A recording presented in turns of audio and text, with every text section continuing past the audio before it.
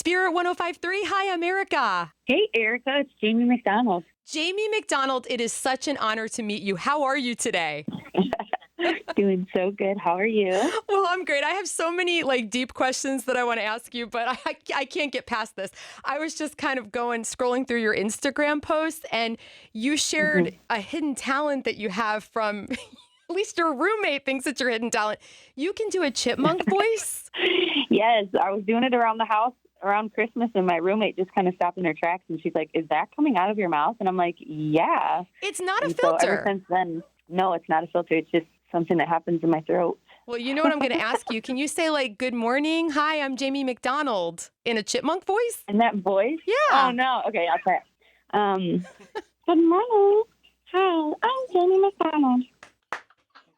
That was fantastic. Thank you. It just made my day. No one's ever, I think it's better for singing. So maybe you could have me sing something that's maybe a worship song. I don't know. Come on. How about that song Desperate? It's got a really good ring. Can you do that in your chipmunk voice? That's a great way to lighten that song. Are you serious? Yeah, let's do it. If it doesn't work, I'll edit it out. Oh, God. Wait, hold on. Oh, God, I'm busting down on my knees. Sometimes I'm happy, 'cause that's what I do.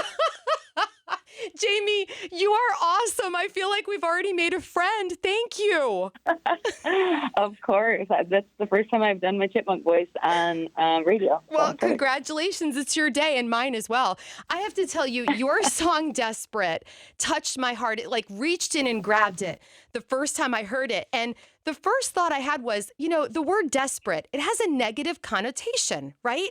But when you think of the meaning of desperate, the other one, having a great need or desire for something or someone, whoa, you've just flipped the script, Jamie. Thank you. Yeah, I feel like that song has been so many different things to so many different people, but I really have found the word that I needed for so long in writing this song. So wow. When I listen to your song, I hear so much passion, and I wonder if that's your story coming through. Yeah, so I feel like for so many years, I've wanted to get on the scene as a singer and even as a songwriter, and just never felt like my life was going well enough to kind of show my face and step out with my best foot forward, because I just had so many areas of grief and loss and trauma and shame from my past, and there was just so many things that I felt like were keeping me from stepping out and sharing. And it was just kind of cool to see how God is weaving that story into all of my songs. And actually, that's the avenue he's having me take to step out and share who I am and share the way he's met me in those areas with the world. Oh, I think it's incredible. And one of the things your song does is remind us about how God has been faithful in the past. And then we remember when we do that, oh, yeah, he's going to do it again. So how has God shown his faithfulness to you, Jamie McDonald? I feel like for so many years, I found myself falling into a pit and falling for this and getting off track. And every single time I do and I cry out to God, he always meets me there, and he always provides a way out, and he always gives me a new start. And so I just feel like, when I've gotten myself into situations that I couldn't see a way out of, he's always provided a new beginning for me. And so, yeah, I trust him completely, no matter what I'm facing. It's I know he can whip up a way out of it. Yes, he can whip up a way out of that. Okay, I'm going to take that. I'm going to put that on a Post-it note. So there was a time where you were writing songs and you would crumple up the paper and just throw them away. Yeah. There was not an idea you were happy with. So how did that change? How did you begin to embrace the ideas that were floating into your mind? I remember for years I was a waitress, and I would try to write song lyrics on my waitress pad as I was taking orders. Yes. And I kind of people would ask me as I was waiting on them, what are you studying, or what do you like to do? And I was always so afraid to say I'm a singer, I'm a songwriter. And a lot of it had to do with some of the ways people reacted. Just if I said I wasn't studying, to become a doctor or something like that, it seemed like a lot of people would, I don't know, just look down on me a little bit for trying to do the music thing. And so I think that contributed to years of me just not taking myself seriously. as an artist. And so I kind of remember when I first started really trying to say, I'm a songwriter, I'm a singer, I'm a recording artist, and it almost was like as I started to say that, the more I started having confidence in myself, the more I would just not be afraid to say, yes, I'm a songwriter. Yes, I'm a singer. I think that's incredible. I have to ask you, I was a server too. I remember when I was 18 years old, very vividly, having 7 tables and thinking I was going to lose my mind, but somehow you get through it. What, Yeah. what would you say was the hardest thing for you about waiting tables? I mean, I actually really enjoyed waiting tables, but I would say like serving all that food and not being able to eat any of it. Yeah, until your break. I was always so hungry, and it's like people think when you work in a restaurant, you get to eat the most food of any other job, but you actually don't really get to eat at all. There's no in time. most busy restaurants. Yeah. There's no time. And I remember So I would have a slice of we're pie. hungry. That was my thing. I'd be like, oh, I'm just going to have a quick slice of pie, which maybe wasn't smart, but it felt really good at the moment. Yes, I worked for a cheesecake factory for like 8 years, and we had that never-ending bread. So I just ate bread all night long. And Okay, did you like definitely good thing you can go ahead. Oh, no, you go ahead. Oh, I was just going to say, good thing it was a job where I had to stay on my feet and walk for a living because of all the bread I was eating. Okay, were you a fan of the pumpernickel or the more sourdoughy type? I definitely went through phases. I was immediately in love with the brown bread like everybody else, but obviously everything gets old after a while. So then I got into the sourdough and realized, what have I been missing? This is so good. The Cheesecake Factory is one of my favorite places to go on a special occasion. I mean, it's a novel. You just sit there and read a novel of food. Right. Yeah, it was hard to memorize that menu. It was like after I studied and learned that 300 items, I thought, I don't have room in my brain for anything else, so I have to stay at this job because my brain is full. I've never counted 300 items.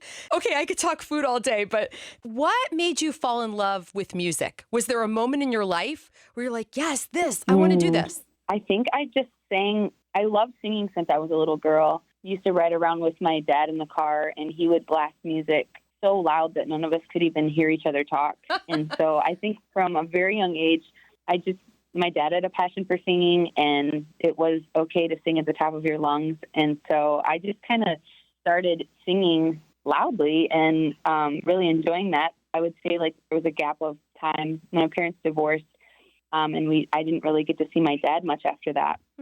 But my stepdad kind of instituted the no singing allowed rule in the house. And so that was kind of tough because I went from singing at the top of my lungs to not being able to sing at all. Yeah. And so that just was like a big dent. But I got invited to church camp at 12 years old and really had a powerful encounter with God through music at camp, and even through the love of my counselors, and really just felt God's love for the first time. And so that really kind of marked me. And I realized I'm supposed to sing. It's good to sing. And then kind of more years went by. I fell into the wrong crowd after camp and ended up dropping out of high school. Spent a lot of years not singing and just away from God, and kind of some of my darkest, hardest years. But after a powerful experience with God at the age of 21, I kind of gave my life to Jesus and kind of started singing again. I am so thankful that you shared your story. What happened at 21, if you're comfortable sharing it? What did he tell you? Yeah. Well, I found myself in the midst of a crowd where friends were overdosing on drugs and people were going to jail. And I was so tired of that life I was in. And I found myself up late one night, and everybody was kind of passed out around me. And it was just like a party atmosphere. And I would hear the Lord speaking to me and just saying, like, this isn't the end of your story. And this isn't where I'm not leaving you here. I have a plan for your life. And I would just kind of have those thoughts late at night, and people would kind of tap me like, hey, are you good? Because I just get in such a daze. But I know I was hearing the Lord's voice. And so I just kind of started to pray and talk to God. And I said, if you can get me out of here, like, I'd love to know, like, what your plan is for my life. And so I started reading my Bible, and the words were just jumping off the page, and he was just speaking so clearly to me through his word. And I would journal things, and then, he would find a way to confirm and speak to me in just the most beautiful ways. And so I was just radically born again, and God was so real when you're looking for him, you know? Yes. And so I Oh. was finding him everywhere, and I was so tired of that life I was in that like the light was just so appealing to me after living in such darkness. Your words are going to set people free when they hear them on the radio. I can't thank you enough for being with us. What does it mean to you, Jamie, to know that there are girls, boys, hearing your song Desperate on Spirit 105.3 and they're singing your song at the top of their lungs in the car, even right now? Wow. That makes me feel emotional. I'm just like so in awe of God that he could turn everything around and like put a song in other people's mouths as well as in mine. That's so powerful to me. And I know that like everything I've been through, those kind of things make it worth it. Jamie McDonald, what a pleasure. I hope you'll come back and hang out with us again on the morning show. I will definitely be back. Thank you so much for chatting.